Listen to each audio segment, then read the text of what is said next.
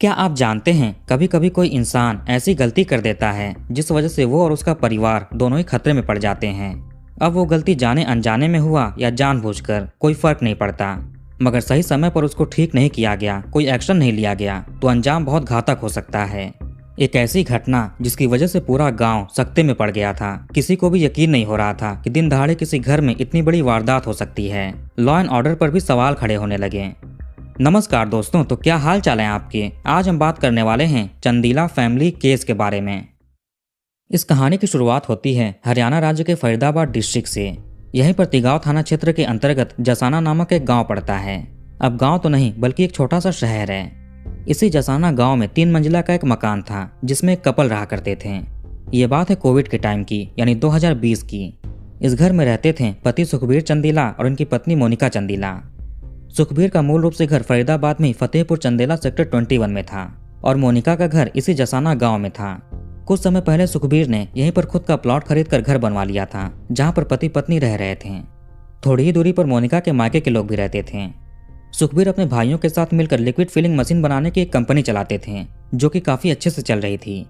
मोनिका के पिता का गाँव में ही डेयरी का बिजनेस था, दूध बेचा करते थे। ये दोनों ही परिवार काफी संपन्न थे, पैसे वाले थे। गांव में भी लोग इज्जत करते थे, किसी भी चीज की कमी नहीं थी।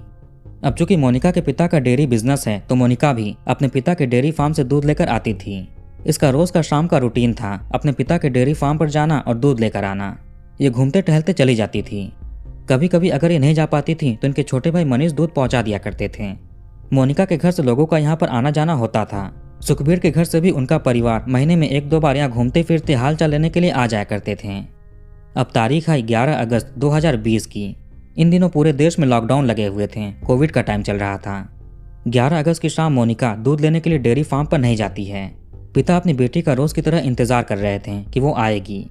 धीरे धीरे शाम से रात होने लगा। जो कस्टमर दूध लेने के लिए आते थे वो अपना अपना लेकर चले गए, लेकिन मोनिका नहीं आई। पिता ने सोचा कि बेटी शायद किसी काम में व्यस्त होगी, इसीलिए लेट हो गया। इन्होंने उसके हिस्से का दूध अलग से बर्तन में रख दिए थे, कहीं उसके आते आते खत्म ना हो जाए। मोनिका को अगर नहीं आना होता तो पहले कॉल करके बोल देती, जिसके बाद परिवार का कोई घर पर दूध पहुंचा देता। मगर आज उसने कॉल नहीं किया था, लगा कि खुद ही आकर ले जाएगी। समय बीतते जा रहा था, शाम से रात हो रही थी, सूरज ढलते जा रहा था। धीरे धीरे रात के 8:30 बज गए, अभी भी मोनिका दूध लेने के लिए नहीं आई। अब पिता को थोड़ा सा अजीब लगता है। अब इन्होंने अपने बेटे और मोनिका के छोटे भाई मनीष को कॉल किया और डेयरी पर बुलाया। भाई मनीष तुरंत यहाँ पर पहुँचते हैं। पिता ने बताया कि तुम्हारी बहन आज दूध लेने के लिए नहीं आई, इतना टाइम हो चुका है। ये सुनते ही भाई ने बहन को कॉल लगाया। पहले तो उसका फोन नॉट रीचेबल बताने लगा, फिर स्विच ऑफ बताने लगा। अब भाई ने अपने जीजाजी सुखबीर को कॉल लगाया, उनका भी फोन स्विच ऑफ बता रहा था।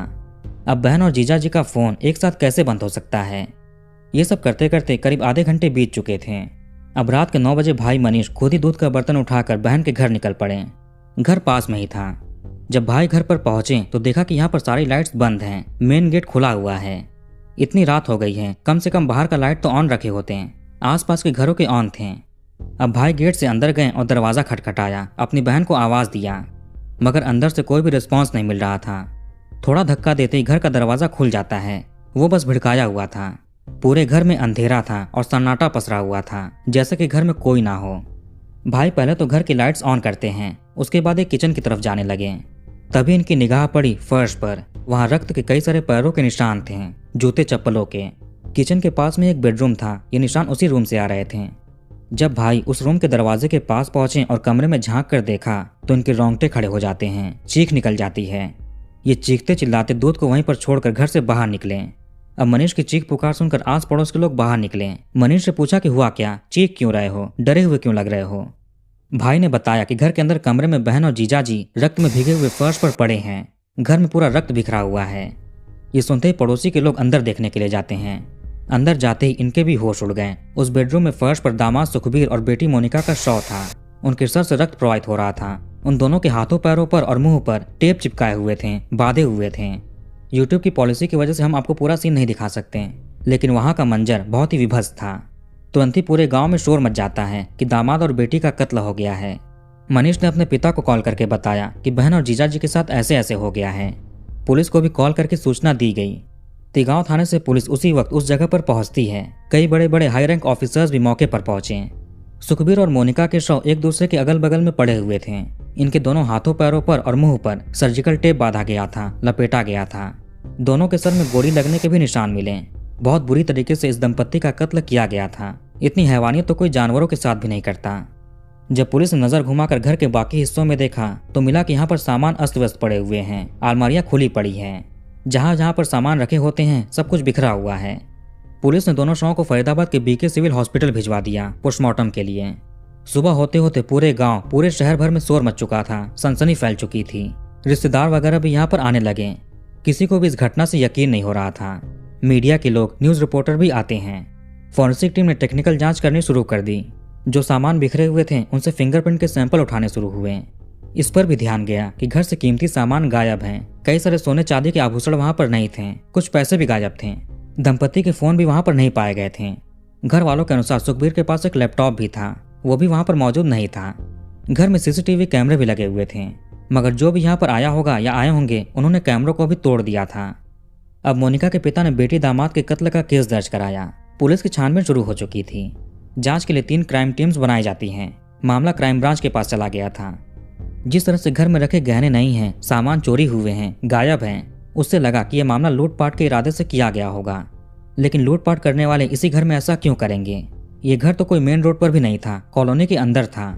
आमतौर पर ऐसी लूटपाट कॉलोनी के अंदर कम देखी जाती है, क्योंकि यहाँ से भागना मुश्किल होता है। कोई ना कोई देख सकता है, पकड़े जा सकते हैं। यह भी हो सकता है कि उन लुटेरों का इस घर में लूटपाट करने का पहले से प्लान हो। उन्होंने कई बार रेकी की हो, प्लान बनाकर आए हों। इस वारदात को भी कोई अकेला इंसान नहीं कर सकता। वारदात के दौरान घर में 2 फैमिली मेंबर्स थे। दोनों के हाथ पैर को टेप से बांधना, मुंह को बांधना, जाहिर सी बात है कि उन्होंने विरोध भी किया होगा।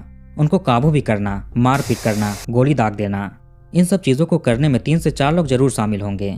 मगर जिस तरह की बर्बरता यहाँ पर दिखाई गई, उससे ये भी पुलिस के मन में आया कि हो सकता है कि वो लूटपाट के इरादे से यहाँ पर नहीं आए हों। उनका इरादा कत्ल करना ही था।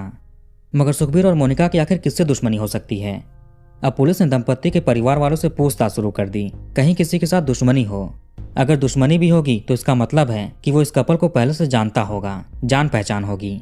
अब पुलिस ने सुखबीर और मोनिका के कॉल डिटेल निकालने शुरू कर दिए। इस वारदात वाले घर के आसपास किसी और घर में सीसीटीवी कैमरा लगा हो, यह भी चेक किया गया।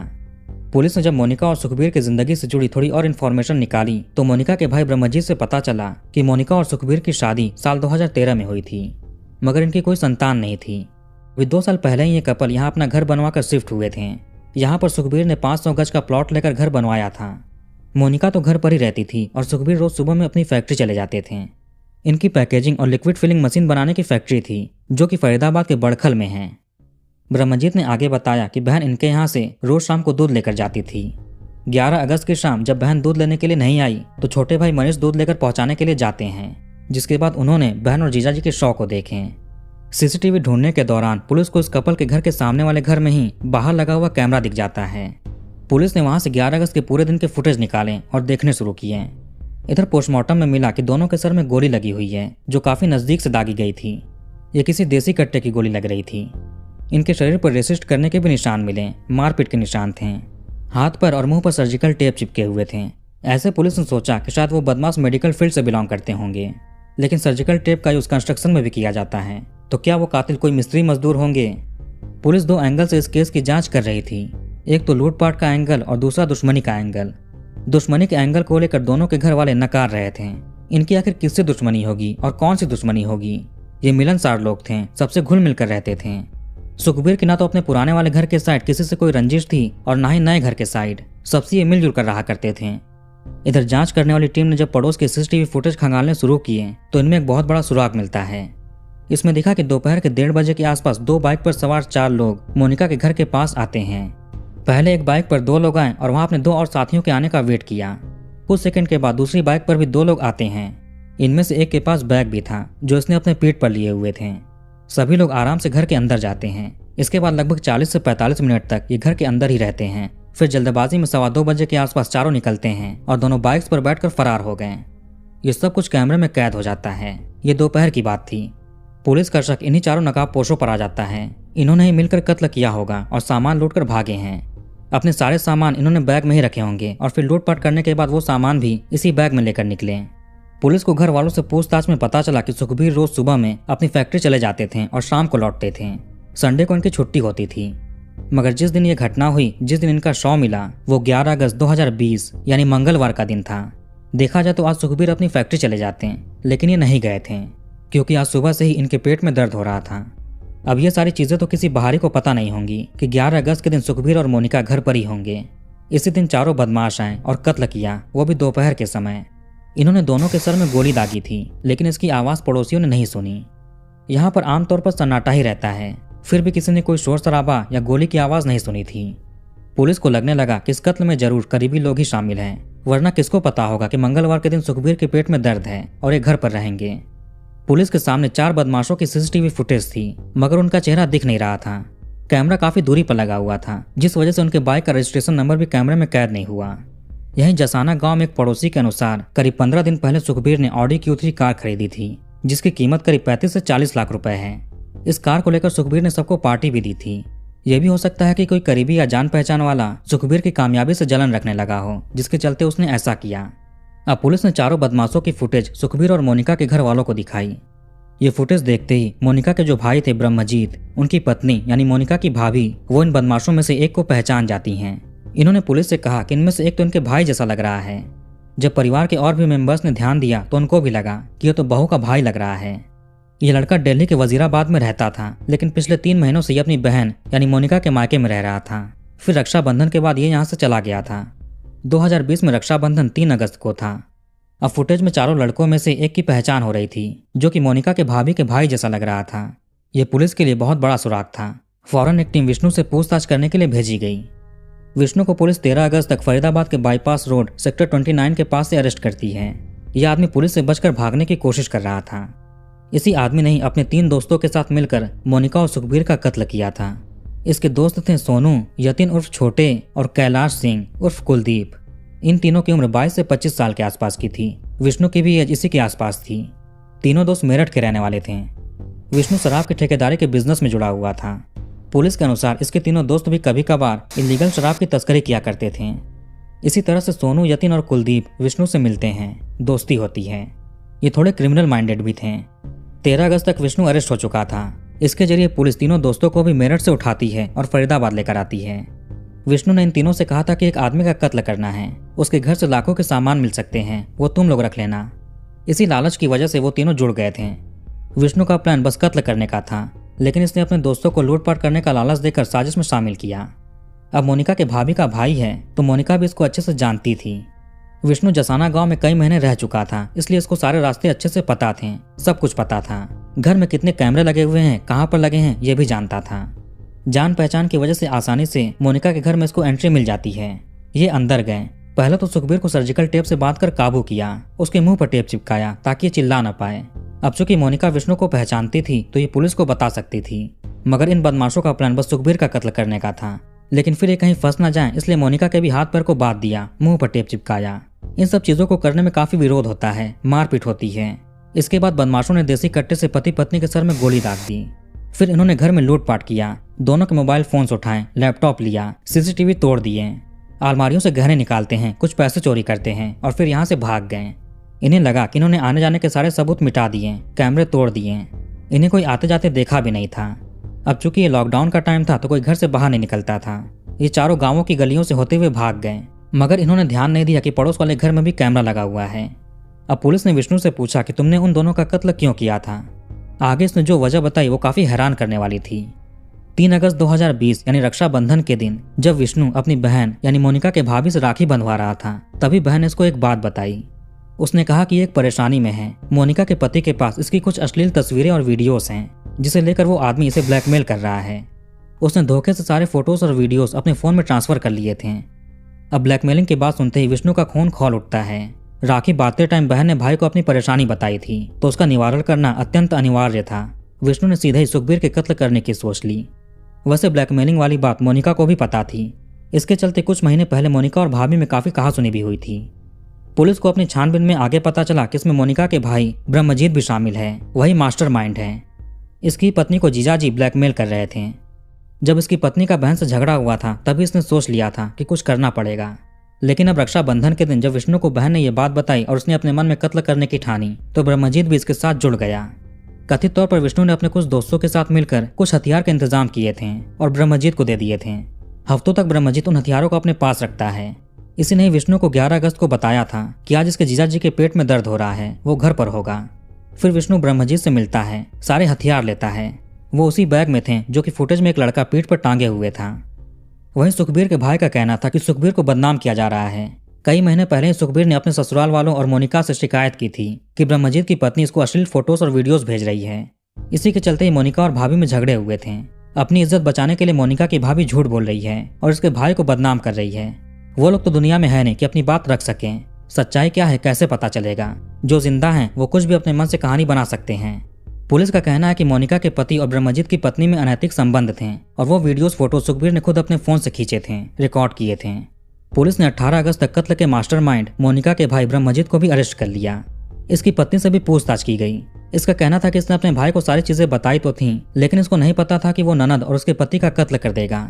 इसे कोई आइडिया नहीं था। उल्टा इसने फुटेज में देखकर सबसे पहले भाई की पहचान की थी।